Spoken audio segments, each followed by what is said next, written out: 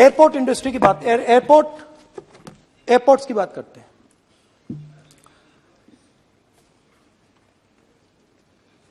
कुछ साल पहले सरकार ने हिंदुस्तान के एयरपोर्ट्स को डेवलप करने के लिए दिया। नियम था, there was a rule that anybody who does not have prior experience in airports cannot be involved in development of these airports. नहीं, गलत नहीं बोल रहा हूं।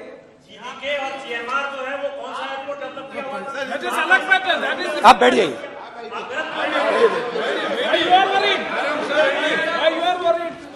अडानी के डिफेंस में आ गए सर।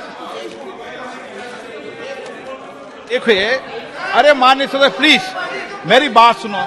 तो एक मिनट मेरी बात सुनो। ये एक मिनट बात सुनेंगे। ये संसद है, अपन किस दिशा पर चर्चा कर रहे हैं ये देश देख रहा है।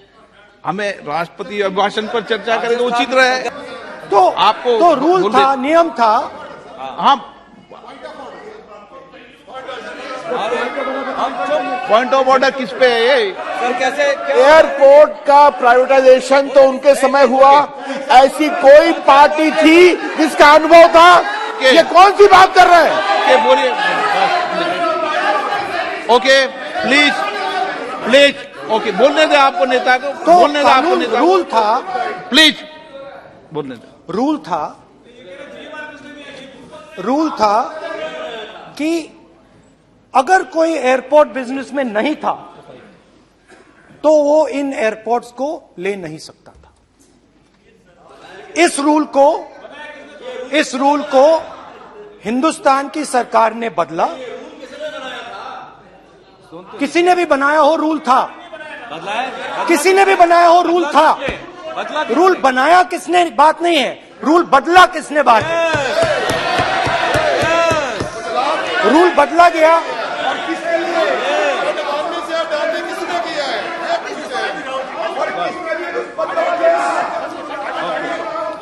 रूल बदला गया।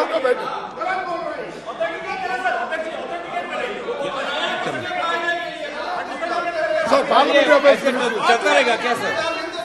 आप रूल को बदला गया। सर बोलने दीजिए। करना चाहिए सर, ऑथेंटिकेट करना चाहिए। चलिए आप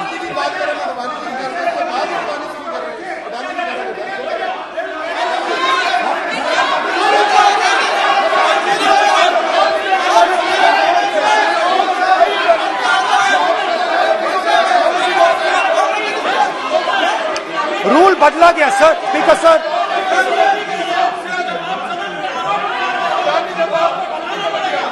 बैठे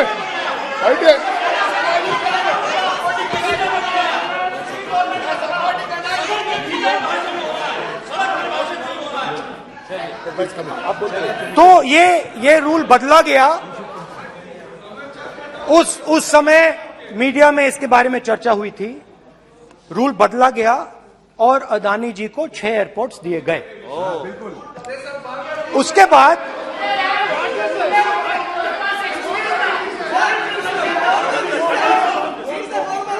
after that India's most strategic profitable airport, Mumbai airport, was taken away by GVK, hijacked by using the agencies. The agencies को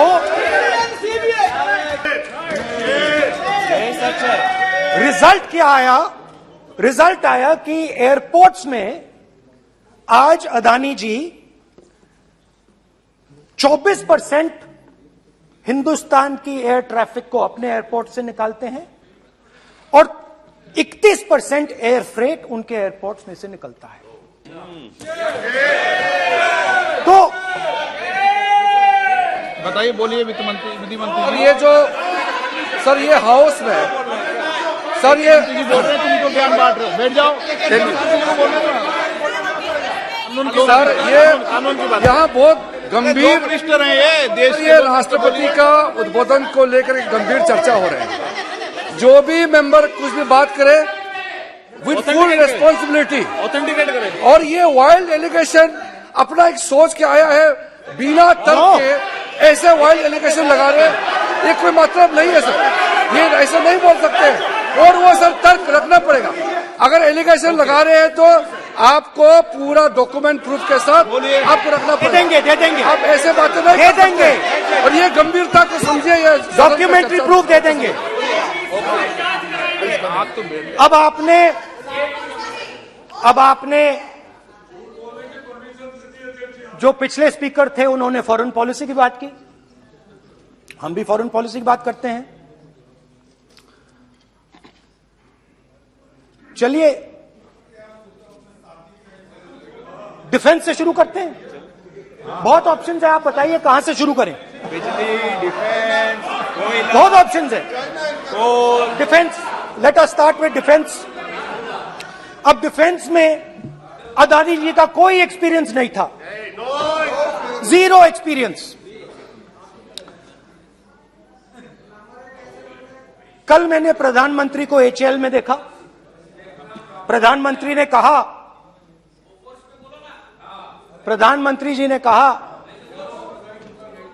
कि गलत आरोप लगाया, मगर रियलिटी तो यह है कि एचएएल का जो कॉन्ट्रैक्ट था 126 हवाई जहाजों का, वो अनिल अंबानी को चला गया। अब देखिए, और ये जो फ्यूचर एंटरप्रेन्योर्स हैं, जो बिजनेस स्कूल हैं, हार्वर्ड यूनिवर्सिटी जैसे स्कूल हैं, इनको इसका केस स्टडी, इसकी केस स्टडी बनानी चाहिए, शायद बने। How to use government power to build individual businesses, case study.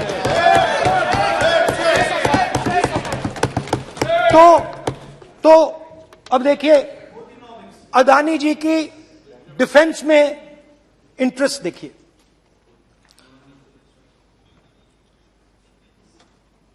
Elbit company के साथ हिंदुस्तान में अदानी जी ड्रोन्स बनाते हैं। ड्रोन्स को हिंदुस्तान की एयरफोर्स, आर्मी, नेवी के लिए रीफिट करते हैं। अदानी जी ने यह काम कभी नहीं किया है पहले। एचएएल यह काम करती है।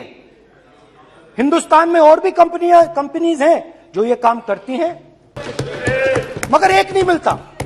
ये मत सोचिए कि ये सिर्फ एक कंपनी की बात हो रही है, ये इंडस्ट्रीज की बात होती है यहां पे। जैसे मैंने आपको दिखाया, एयरपोर्ट का पूरा सिस्टम उठा के ले गए, 30% मार्केट शेयर एयरपोर्ट में ले गए, वैसे ही डिफेंस में करा। तो 4 डिफेंस की इनके पास कंपनीज हैं। यह काम इन्होंने कभी नहीं किया। स्मॉल आर्म्स, जिसमें टावर है जो हमारी स्पेशल फोर्सेस यूज करती है, आर्मी यूज करती है, जिसमें गलील स्नाइपर राइफल है, ये सब अदानी जी बनाते हैं। हां, उसमें पेगासस भी है, तो पता नहीं वहां से क्या मतलब, पेगासस कैसे आया, क्या हुआ, किसने दिया। अच्छा, एक और बड़ी इंटरेस्टिंग चीज है, एक कंपनी है अल्फा डिफेंस, जो डिफेंस इलेक्ट्रॉनिक्स का काम करती है, एवियोनिक्स का काम करती है, और बहुत स्ट्रेटेजिक कंपनी है। वो भी अदानी जी के हवाले कर दी गई, अदानी जी ने एक्वायर कर लिया। तो आपने देखा कि एयरपोर्ट्स का बिजनेस 30% मार्केट शेयर, हिंदुस्तान और इजराइल का जो वेपन्स का बिजनेस है 90% उठा के ले गए।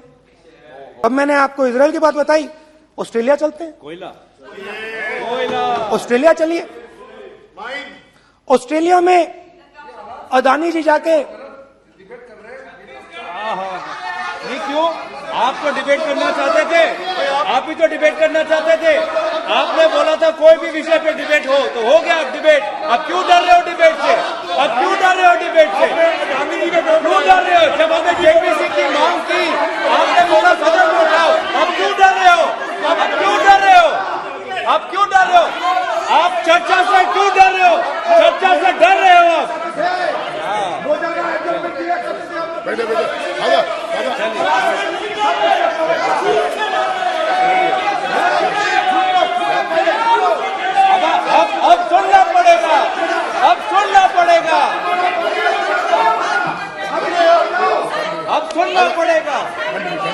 ऑस्ट्रेलिया जाते हैं, प्रधानमंत्री ऑस्ट्रेलिया जाते हैं।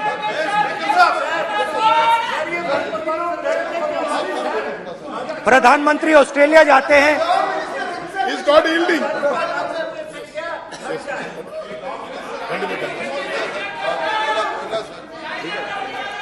ऑस्ट्रेलिया जाते हैं। क्या नंबर बताएं? 369।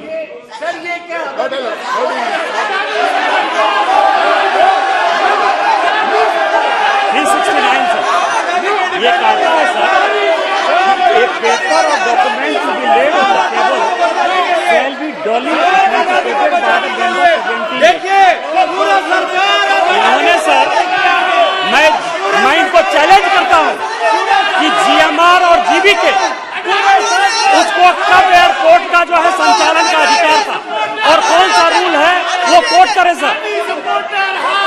किस रोल के आधार पर ये इनको मैं चैलेंज करता हूं, पूरी कांग्रेस पार्टी को चैलेंज करता हूं कि जीएमआर और जीबीके को कौन सा एयरपोर्ट चलाने का लाइसेंस जब दिया तो उनको उसका नॉलेज था। मैं चैलेंज करता हूं पूरी कांग्रेस पार्टी को। जब इन्होंने बिरला को बनाने का दिया, डालमिया को बनाने का दिया, टाटा को बनाने का दिया लाइसेंस, उस वक्त उनको कौन सा मोटर चलाने का अधिकार था सर। ये गलत बयानी कर रहे हैं। मेरा ये कहना है कि आप एलिगेशन प्रधानमंत्री के ऊपर लगा रहे हैं, आप पेपर दीजिए और कौन सा रूल भारत सरकार ने चेंज किया एयरपोर्ट में अडानी के लिए वो ऑथेंटिकेट कीजिए, नहीं तो इस तरह की बात नहीं कर सकते हैं।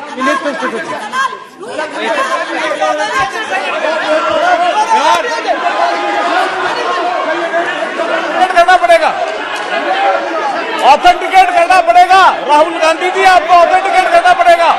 आप ऐसा नहीं बोल सकते हवा में, आप हवा में बोल रहे हो और प्रधानमंत्री जी पर आरोप लगा रहे हो। आपको ऑथेंटिकेट करना ही पड़ेगा।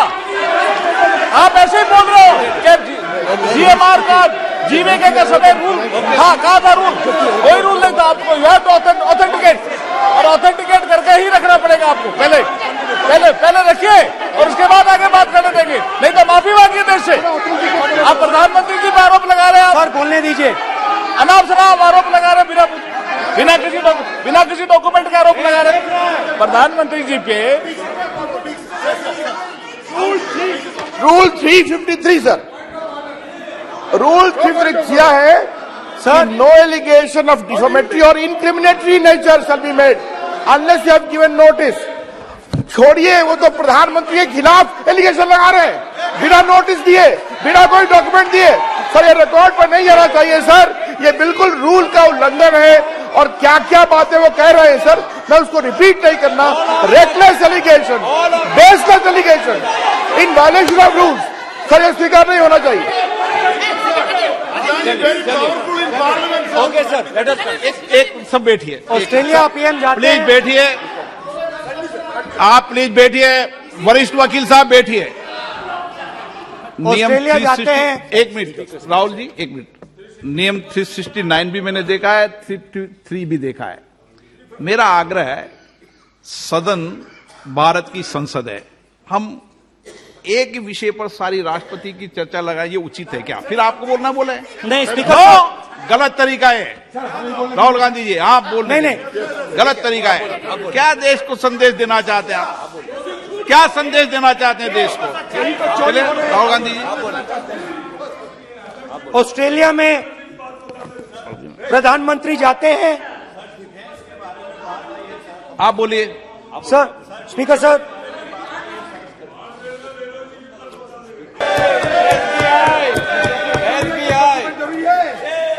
सर इसका भी डॉक्यूमेंट जरूरी है क्या, बताओ। मोदी जी, आपका सरकार के पास है। अधीर प्लीज। उसके बाद मैं उदाहरण दे रहा हूं, पूरी दुनिया में मोदी जी जाते हैं, घूमते हैं, तो मैं बता देता हूं क्या होता है वहां पे। बांग्लादेश में गए, हाँ काम पे ही जा रहे हैं, वही तो बोल रहा हूं, काम पे जा रहे हैं। बांग्लादेश जाते हैं तो ये रही आपकी फॉरेन पॉलिसी। ये हिंदुस्तान की फॉरेन पॉलिसी नहीं है।